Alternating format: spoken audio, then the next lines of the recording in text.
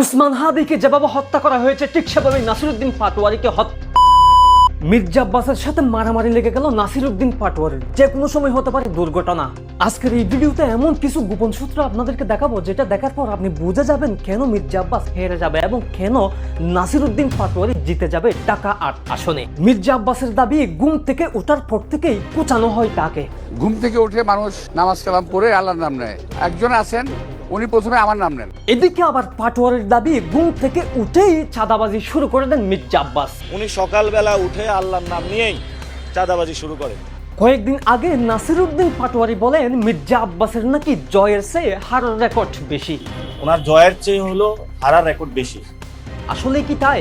কে এই মির্জা আব্বাস এবং কে এই নাসিরউদ্দিন পাটোয়ারি? তাদের পূর্বের প্রকৃত ইতিহাসটাকে আপনারা জানেন? একে করে সবকিছুই দেখাবো আপনাদেরকে। ভিডিওর শুরুতেই উসমান হাদির বলে যাওয়া একটা ভিডিও ক্লিপ আপনাদেরকে দেখাতে চাই।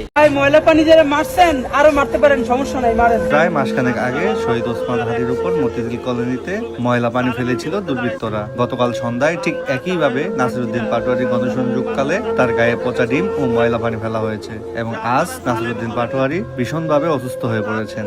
আপনারা কি খেয়াল করেছেন উসমান হাদির সাথে যা যা হয়েছিল ঠিক তাই হচ্ছে নাসিরউদ্দিন পাটোয়ারির সাথে? কিন্তু কেন এসব হচ্ছে? কারা করতেছে এগুলা? হতে গাঠে মাঠে লাঞ্ছিত হচ্ছে নাসিরউদ্দিন পাটোয়ারি ঠিক উসমান হাদির মতো। উসমান হাদিকে পচা পানি নিক্ষেপ করা হয়েছিল, আজকে নাসিরউদ্দিন পাটোয়ারিকে ডিম নিক্ষেপ করা হচ্ছে।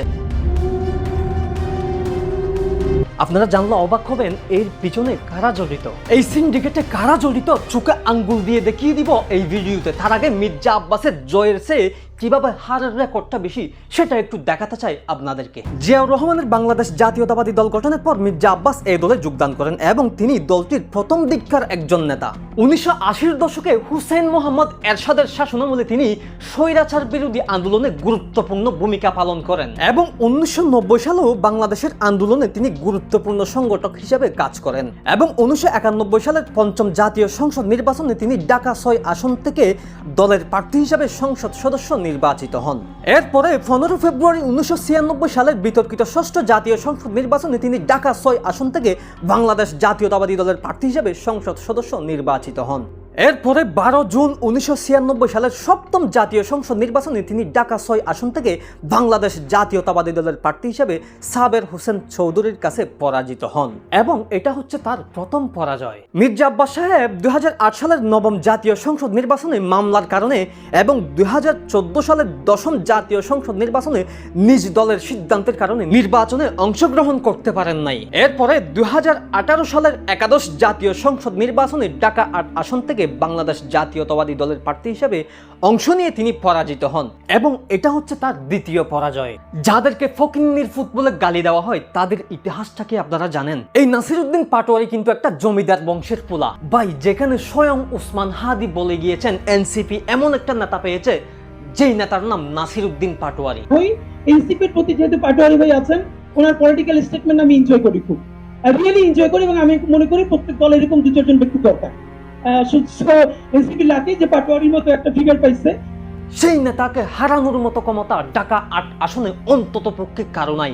এই জিনিসটা আপনারা লিখে রাখতে পারেন। যার বুকে অদম্য সাহস, যে কাউকেই ভয় পায় না, তাকে হারাবে কে? আমরা আল্লাহ ছাড়া কাউকে ভয় পাই না। আমরা আজাদির পক্ষ, দঙ্গা গোলামীর পক্ষ। আজাদির মিছিল চলবে চলবে। এবং সেই কারণেই নিশ্চিতভাবে নাসিরউদ্দিন পাটোয়ারি ঢাকা ৮ আসনে জয়লাভ করবে। আসলে মানুষ এখন অনেক স্মার্ট, মানুষকে বলদ বানিয়ে হাল চাষ করার দিন শেষ। ভিডিওর শেষে উসমান হাদির একটা ভিডিও আপনাদেরকে দেখাতে চাই, যে ভিডিওটা দেখার জন্য হাত জোর করে অনুরোধ করব আপনাদেরকে, প্লিজ এই ভিডিওটা আপনারা দেখবেন। মসজিদের গেটের সামনে দাঁড়াইয়া হাইসা দিয়ে এখন আর কেউ বলে না ভাই আমাকে ভোটটা দিয়েন। যারাই বা বলে তাদের হাসিতে এখন আর অনুনয়ের শব্দ নাই, নাই ভরসার চোখ, নাই বুকের ভেতরের কাঁপুনি।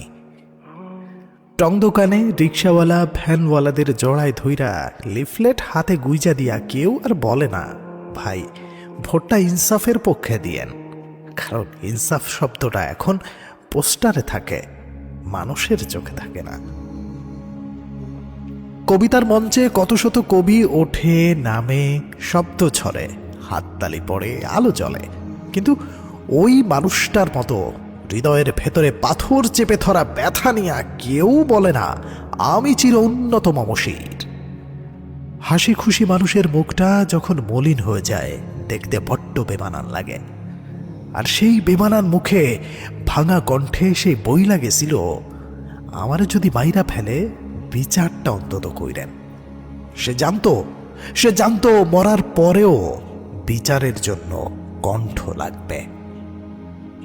কালচারাল বিপ্লবের জন্য নিজের দান কইরা দেয়া মানুষটা ন্যায় আর ইনসাফের জন্য লড়াই করছিল, নিজের জীবনটা বাজি রাখছিল। কিন্তু তার সাথে আমরা ন্যায় করতে পারলাম না, ইনসাফ করতে পারলাম না।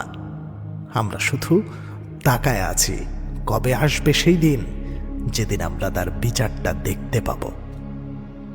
জান দেব, জুলাই দেব না। যে কথা সে দিয়েছিল সে কথা রেখেছে ঠিকঠাক। রক্ত দিয়ে, নিঃশ্বাস দিয়ে, জীবন দিয়ে সে তার কথা রেখে গেছে। আমরাই কেবল রাখতে পারলাম না, আমরাই কেবল বিচারটা করতে পারলাম না। এখন মানুষের দ্বারে দ্বারে অনেকেই ভোট চায়, দোয়া চায়, বলে নির্বাচিত হইলে এইটা করব, ওইটা করব, সব ঠিক করে দেব।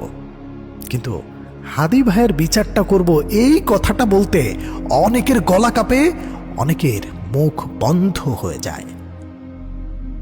শহীদ ওসমান হাদির লাশের পাশে দাঁড়ায়া আহাজারি করেছিল অনেকেই।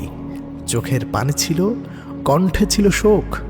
আজ তারা খুব ব্যস্ত, ফাইল, মিটিং, নির্বাচন ক্যাম্পেইন সব আছে, শুধু বিচারটা নাই। তারা যখন ক্ষমতার চেয়ারে বসবে সেদিন কি মনে পড়বে এই রক্ত, এই কান্না, এই বেমানান মুখ? নাকি ইতিহাসের মতোই আরেকটা লাশ নীরবে চাপা পড়ে যাবে? প্রশ্নটা এখনো পড়ে আছে। বিচারটা আপনারা করবেন তো? কে জানে, সময়ের পালা বদলে হয়তো আমাদেরই বিচার চাওয়ার অপরাধে একদিন বিচারের কাঠগড়ায় দাঁড়াতে হবে।